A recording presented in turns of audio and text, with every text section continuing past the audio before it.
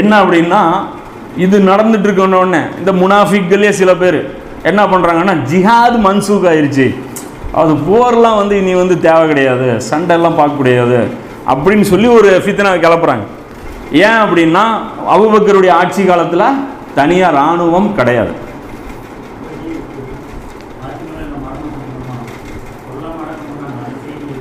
ஹதீஸ் நம்பரா? இல்லை அந்த சொல்லிட்டேன்ல, ஃபாத்திமா ரலியல்லாஹு அன்ஹா மரணம் சொன்னல, அந்த அதுக்கப்புறம் தான் அலி ரலியல்லாஹு அன்ஹு போய் பையத்தை செய்கிறாங்கன்னு.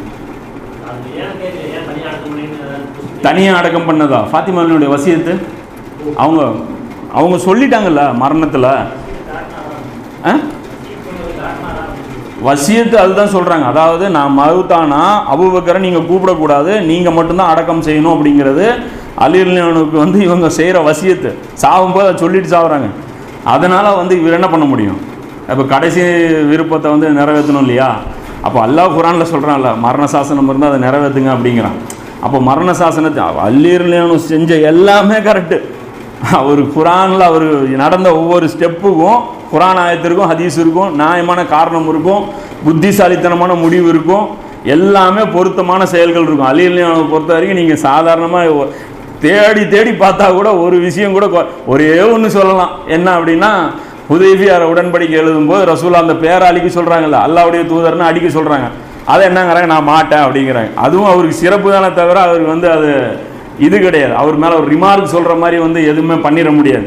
இப்போ இது ஒரு முக்கியமான விஷயம். அதில் கடைசியாக என்ன மேட்ரு அப்படின்னா, சில பேர் புரளை கிளப்பி விட்டுறாங்க, ஜிஹாதெல்லாம் வந்து கிடையாதுங்க, ஏன்னா அந்த இராணுவத்தில் ரசூலாவுக்கு கூப்பிட்டாங்க, பதில் அளித்தோம், அது வேறு மாதிரி சுச்சுவேஷன். இன்றைக்கி வந்து எல்லாம் மாறி போச்சு.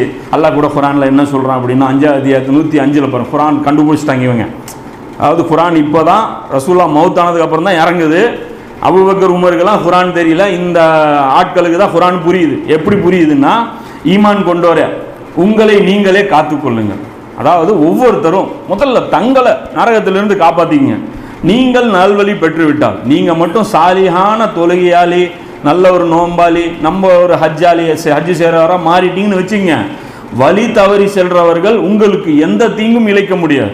அதாவது இந்த வழிகட்டு இந்த காஃபிர்கள் இவங்கெல்லாம் இருக்கிறாங்க இல்லையா, எந்த தீங்கும் அவங்க இழைக்க முடியாது. ஏன் அப்படின்னா, நாம் நல்லவங்களாக மாறிடணும். ஸோ நம்ம என்ன பண்ண வேண்டியது இருக்கு? வழிகட்டவங்களுக்கு எதிராக எதுவும் பண்ண வேண்டியது இல்லை. சீர்திருத்தம் நம்மளை நாமளே பண்ணணும், இதோட வேலை செஞ்சால் போதும் அப்படிங்கிற ஒரு அருமையான ஃபத்வாவை கிளப்பி விடுறாங்க. நேராக வர்றாங்க அபூபக்கர் ரலியல்லாஹு அன்ஹு, வந்துட்டு கோபமாக வர்றாங்க. வந்துட்டு சொல்கிறாங்க, இன்னும் குர்ஆனில் கண்டபடி விளக்கம் சொல்லிட்டு இருக்கிறீங்களா? சொல்கிறாங்க, மக்களே உங்களுக்கு என்ன ஆச்சு? குர்ஆனில் நீங்களா விளக்கம் சொல்லிட்டு இருக்கிறீங்களா? இந்த ஆயத்து என்ன பேசுது, நீங்கள் என்ன பேசிட்டு இருக்கிறீங்க? ரசூலா என்ன சொல்லியிருக்காங்க தெரியுமா அப்படின்னு சொல்லும்போது சொல்கிறாங்க, அநீதி இழைப்பவனை பார்த்து அவனது கரத்தை பிடித்து தீமையை நீங்கள் தடுக்காமல் இருந்தால் அல்லாஹ் அனைவருக்கும் சேர்த்து தன்னுடைய தண்டனையை இறக்கி பொதுவாக ஆக்கி விடுவான்னு சொல்லி ரசூல்லா சொல்லியிருக்காங்க. இங்கே நல்லவங்க மட்டும் ஒதுங்கி இருக்கலாம் அப்படின்னு சொல்லி நீங்கள் பேசுகிறீங்களா? இந்த ஆயத்துக்கு வந்து நீங்கள் தவறாக பொருள் கொடுக்குறீங்க அப்படின்னு சொல்லி அபூபக்கர் ரலியல்லாஹு அன்ஹு கண்டிக்கிறாங்க. அதுலேயே இன்னொரு ஹதீஸில் கூடுதலாக என்ன வருது அப்படின்னா, அதுக்கப்புறம் நீங்கள் துவா செய்வீங்க, அது அல்லாஹ் ஏற்றுக்க கூட மாட்டான், துவா செய்கிற தகுதியை கூட நீங்கள் இழந்துருவீங்க அப்படிங்கிறாங்க. இந்த அநீதியை பார்த்து தட்டி கேட்கறது ஒவ்வொரு முஸ்லீமுடைய கடமை. அப்போ அதை செய்யணும் அப்படிங்கிற அந்த ஒரு ஃபித்னாவும் ஏற்படுது. ஏற்பட்ட உடனே அபூபக்கர் ரலியல்லாஹு அன்ஹு அந்த குர்ஆனுடைய ஆயத்துக்கு விளக்கம் கொடுத்து, ஜிஹாதுக்கு யாரு கூப்பிட்டாலும் பதில் அளிக்கணும், இனி வந்து அந்த ஒளிஞ்சா இவங்க நயவஞ்சர்கள் பின்னாடி இருப்பாங்க. என்ன பண்ணுவாங்க, இவங்க சஹாபாக்கள் முன்னாடி வந்து கமெண்ட் பண்ண மாட்டாங்க, எங்கேயாவது உட்காந்துக்குவாங்க, ஏதோ ஒரு சபையில் உட்காந்துக்கிட்டு என்ன பண்ணுறது, ட்விஸ்ட் பண்ணி விட்டுரு, குர்ஆனில் தெளிவாக இருக்குதுமா, நம்ம வந்து ஒன்றும் பண்ண வேண்டியதில்லை, உங்களை நீங்களே காத்துக்கணும், ஊரையே காப்பாற்றுன்னு சொல்லி குர்ஆனில் இருக்கா? உங்களை நீங்களே காப்பாற்று, உன் நஃப்ஸுக்கு தான் நீ பொறுப்பாளி, அதை தாண்டி உனக்கு எந்த பொறுப்பும் கிடையாது, உங்களை நீங்களே காப்பாற்றுங்க அப்படின்னு சொல்லி ஒரு சின்ன வட்டத்தை போட்டு உட்காந்துக்குங்க அப்படின்னு சொல்லி தவறாக விளக்கம் கொடுக்கப்படுது. அது அப்போவே அபூபக்கர் ரலியல்லாஹு அன்ஹு நசுக்கிறாங்க. இன்னும் அபூபக்கர் ரலியல்லாஹு அன்ஹுடைய ஆட்சியில் மொத்தமே ஒரு 4-5 சம்பவங்கள் தான் ஹைலைட்டு. அந்த எல்லா விஷயத்துலையுமே சுப்ஹானல்லாஹ் அப்படி ஒரு போல்ட்னஸ். ரசூலா சொன்னாங்கல்ல, பலமுள்ள ஒரு அடியாரை பார்ப்பீங்க நீங்கள் அபூபக்கரை நீங்கள் நியமிச்சிங்கன்னான்ட்டு.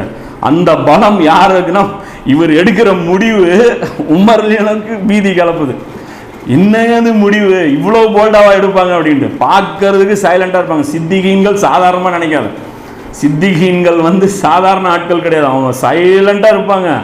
ஆனால் அவங்க பாறையை விட உறுதியானவங்க. அவங்க அந்த மாதிரியான ஒரு சம்பவங்களுக்கு சொந்தக்காரர் அபூபக்கர் ரலியல்லாஹு அன்ஹு. அவங்களுடைய வாழ்க்கையை இன்ஷா அல்லாஹ் அடுத்தடுத்த நிகழ்வுகளில் பார்க்கலாம். வாஹிர் தாவானா அல்ஹம்துலில்லாஹி ரப்பில் ஆலமீன்.